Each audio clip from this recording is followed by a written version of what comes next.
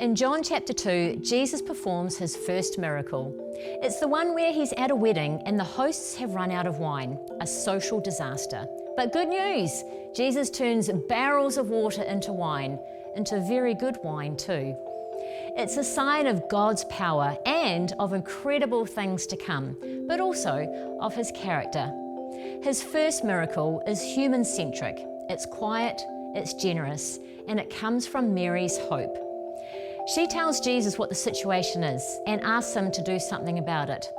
He's a bit reluctant, saying, "It's not yet my time," but she isn't having any of that. She simply turns to the servants and says, "Do whatever he tells you." She doesn't know what he's going to do or how, but she expects something. Jesus ordered the servants to fill the pots with water, and they filled them to the brim. And it's the words, "Do whatever he tells you," that gets me.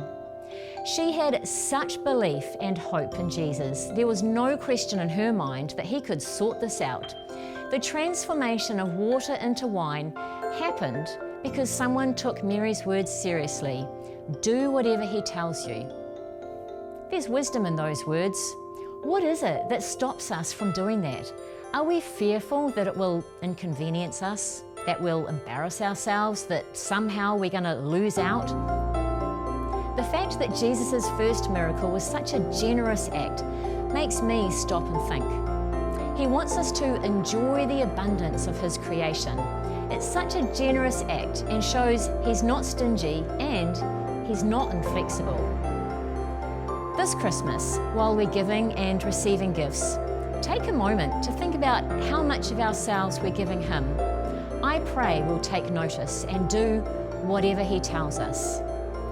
May we put our trust in him. May we put our hope in him.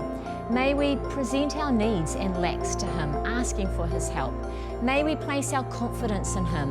And may we give ourselves over to him and keep our hands open for the good things he has to give us. Have a wonderful Christmas.